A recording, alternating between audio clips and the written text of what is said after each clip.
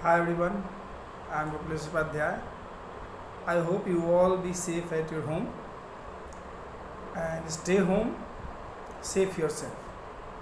Today I am going to provide live class, online class, and the chapter name is French Revolution.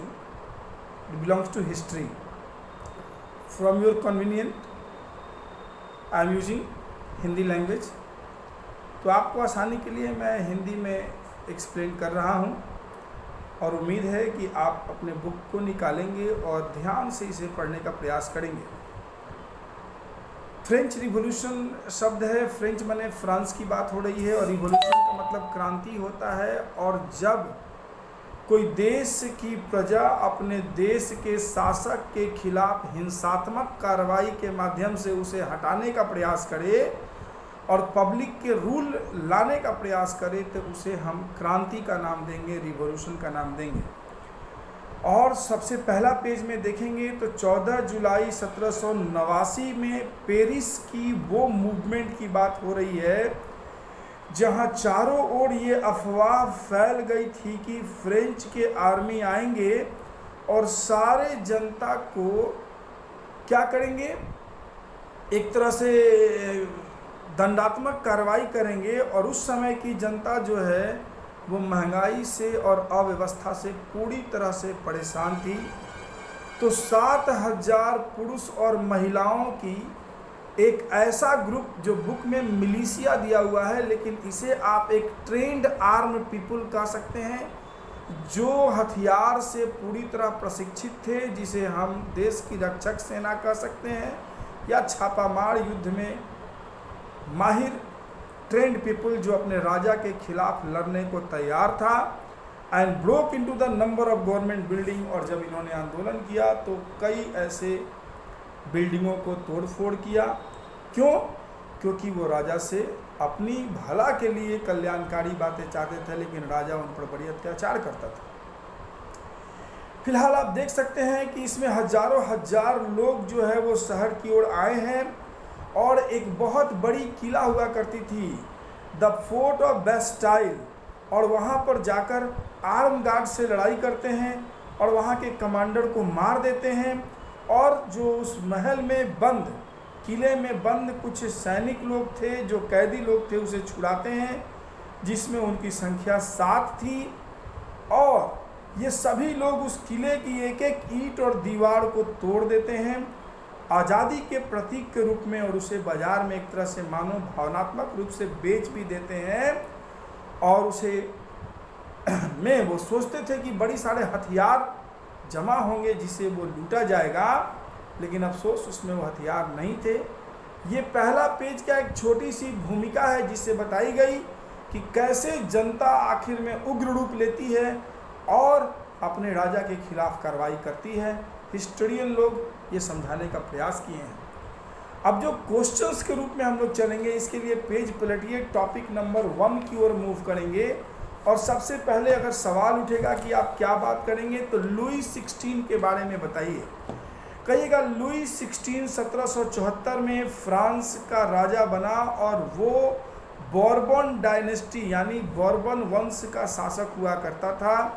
और 20 साल की उम्र में उसकी शादी एक ऑस्ट्रियन राजकुमारी मैरी एंटोनिटी से हुई थी। और जब आया वो राजगद्दी पर तो पता चला खजाना पूरी तरह से खाली था और लॉन्ग ईयर ऑफ वार, लगातार लड़ाई लड़ने से उसकी खजाना खाली हो गई थी। और साथ साथ खजाने का खर्च उसे अपने दरबार और महल के खर्च पर भी होता था। साथ साथ उसकी महल का नाम पैलेस ऑफ वर्जलीज था। लुई 16 अमेरिका से भी लड़ाई लड़ी थी। अमेरिका में ब्रिटिश की फोर्सेज उसके 13 कॉलोनी को गुलाम बनाए थे। तो अमेरिका की सेना और फ्रांस की सेना आपस में मिलकर लड़ी और ब्रिटिश फोर्सेस को वहाँ उन्होंने हटाया। इस पूरे लड़ाई में भी काफ़ी पैसा खर्च हुआ और 2 बिलियन लीवर्स का कर्ज हो गया इन पर। उस कर्ज को मेंटेन करने के लिए वो 10% के हिसाब से लोन लेना शुरू किए और उस लोन की सारी भरपाई वो जनता पर टैक्स लगाकर करने का काम करने लगे। नतीजा उन पैसों की ज़रूरत ना सिर्फ वार से संबंधित हुआ करता था, बल्कि आर्मी को मेंटेन करने में, राज दरबार को मेंटेन करने में, सरकारी कामकाज को चलाने में, ऑफिसर को पैसा वगैरह देने में, यूनिवर्सिटी को चलाने में भी इन पैसों की ज़रूरत पड़ती थी। और राजा इन चीज़ों को मेंटेन करने के लिए वो जनता पर टैक्स लगाता था। तो ये जो हमने बातें पढ़ी है, ये पैराग्राफ नंबर 1 है। जब आप बुक पढ़ेंगे तो आपको सारी इंग्लिश में लिखी हुई मिल जाएगी, जिससे आप अच्छी तरह से लुई 16 के बारे में 5 पॉइंट्स एक्सप्लेन कर सकते हैं। अभी जो अगला सवाल बनेगा कि उस ज़माने में फ्रेंच सोसाइटी कितने लेवल में बटी थी, तो आप बोलिएगा कि फ्रेंच सोसाइटी 3 लेवल में बनी थी। कितने लेवल बनी थी? 3 लेवल में बनी थी। और सबसे ऊपर में कौन था? क्लेर्गी है। उसके नीचे कौन था? नोबेलिटी है। और सबसे नीचे कौन था? थर्ड स्टेट है। क्लेर्गी, नोबेलिटी और थर्ड स्टेट में रिच एंड पुअर दोनों टाइप के लोग होते थे। ये बड़े क्लास के लोग हैं। क्लेर्गी और नोबेलिटी जो है वो बड़े क्लास के लोग हैं। और देश की 90% आबादी जो है वो पीजेंट्स और फार्मर्स की है। तो ये बाकी जो 10% है ना, ये क्लेर्गी और नोबेलिटी के हैं। ठीक से जान लीजिएगा। क्लेर्गी कौन होते हैं? तो कहिएगा कि क्लेर्गी जो होता है वो चर्च का हेड है, फादर टाइप आदमी, पादरी टाइप आदमी, जो राजा का सलाहकार भी कह सकते हैं। उच्च पद पर आसन है ये राजा को टैक्स नहीं देता था और ये पब्लिक से टैक्स भी लेता था। ये राजा को टैक्स भी नहीं देता था। ये हाई क्लास का आदमी है। इनके पास ज़मीन भी बहुत बड़ी मात्रा में है। दूसरा कोई बोलेगा नोबेलिटी कौन है? तो बोलेगा नोबेलिटी अधिकारी टाइप आदमी है, जो राजा के लिए वर्क करता है और ये पब्लिक के पास जाता है और राजा के ड्यूज और पैसे जो बकाया है जनता पर, वो वसूलने का काम करता था। इसमें थोड़ी एक्सप्लॉयटेशन भी होता था, शोषण भी होता था। ये भी राजा को टैक्स नहीं देता था। तो ये दोनों अपर क्लास के लोग हैं। लेकिन जो थर्ड स्टेट में लोग थे वो फार्मर है, लोअर है, किसान है और अमीर टाइप के भी इसमें लोग हैं। तो ये आपने 3 तरह के लोगों को देख लिया है। और तो और ये जो तीसरे जो नंबर पर लोग हैं थर्ड स्टेट वाले, ये राजा को भी टैक्स देते हैं, जिसे टीथेस कहते हैं, और चर्च को भी टैक्स देते हैं, जिसे टैली कहते हैं। और ठीक से देखिएगा, चर्च को दिया जाता है और टैली राजा को टैक्स दिया जाता है। तो ये जो जनता है ये पूरी तरह से परेशान जनता हुआ करती थी, एक्सप्लॉइट जनता हुआ करती थी। और सबसे ज़्यादा 60 से 70% ज़मीन जो है वो इन्हीं लोगों के हाथ में होती थी। तो यहाँ से एक क्लास कंप्लीट हुआ आपका। एक क्वेश्चन कि क्लेर्गी के बारे में थोड़ा बताइए, नोबेलिटी के बारे में थोड़ा बताइए, थर्ड स्टेट के बारे में थोड़ा सा बताइए। सबसे बुरी हालत क्या थी कि ये राजा जो है वो जनता से हर चीज़ पर टैक्स वसूलती थी। इवन नमक पर भी टैक्स था, मसालों पर भी टैक्स था, और साथ साथ टोबैको से लेकर हर प्रकार के फाइनेंशियल एक्टिविटीज़ में टैक्स था। इसलिए थर्ड स्टेट को बहुत मुश्किल हालत में गुजरना पड़ता था। बुक पढ़िएगा तो इसमें लीवर दिया हुआ है। इस लीवर का मतलब होता है वहाँ का करेंसी है जो उस ज़माने में चला करता था। टीथेस बोलेगा चर्च को जो टैक्स पीपल देते थे। टैली बोलिएगा जो वो किसको दिया करता था? जो वो राजा को दिया करता था। तो ये सवाल कंप्लीट हो गई है। अगली जो टॉपिक है उसमें लिखा हुआ है स्ट्रगल टू सर्वाइव। आम आदमी ज़िंदगी जीने के लिए कैसे अपने जीवन को बहुत मुश्किल में रखा करता था।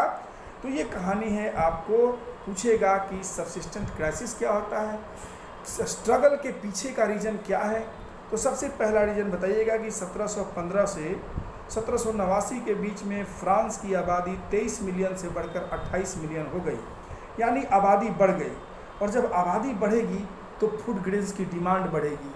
फूड ग्रेन्स की डिमांड जब नहीं मिलेगी तो प्राइस का राइजिंग होगा, आम आदमी को जीना बड़ा मुश्किल हो जाएगा। और तो और सबसे बड़ी बात यहाँ पर यह है कि उनका जो मुख्य भोजन है वो शॉर्टेज हो रही है और वो लगातार महंगी हो रही है। आम आदमी को पैसा देना आसान नहीं है। जो आदमी काम करते हैं, कमाते हैं, उनकी सैलरी फिक्स्ड है और पहले सस्ता था, सामान खरीद के ज़िंदगी जीते थे। अब महंगी होने से उनका जीवन भी चलना बहुत मुश्किल हो गई है। तो ये भी एक प्रॉब्लम में से एक है। इसके बाद अमीर और गरीब के बीच बहुत बड़ी असमानता हो गई। अमीर और ज़्यादा कालाबाजारी करने लगे और अमीर होते गए, गरीब को 2 वक्त की ज़िंदगी जीना भी बहुत मुश्किल हो गया। इस कारण से वहाँ की स्थिति और ख़राब हो गई। रही सही कसर किसान और फार्मर की है, ख़राब मौसम, ओला, बर्फ़ ने उनकी फसल को चौपट कर दिया, जिससे छोटे क्लास के फार्मर्स की ज़िंदगी जीना भी बड़ी मुश्किल हो गया। और इसलिए ऐसी हालत जब कोई व्यक्ति 2 वक्त का खाना भी उपाय ना कर सके, कपड़ा रहने का साधन उपाय ना कर सके, उसे हम क्या बोलेंगे? इस सिचुएशन को सबसिस्टेंस क्राइसिस बोलेंगे कि सामान्य ज़िंदगी जीने में जो कठिनाइयाँ आ रही हैं और वो भी पूर्ति ना हो पाए, ऐसे लोगों को सबसिस्टेंस क्राइसिस के दायरे में रखते हैं। तो कोई पूछेगा सबसिस्टेंस क्राइसिस के रीज़न क्या है? आबादी का बढ़ना, फूड का सप्लाई ना होना, प्राइस का राइज हो जाना, और तो और बैड हार्वेस्ट का हो जाना, ठीक है।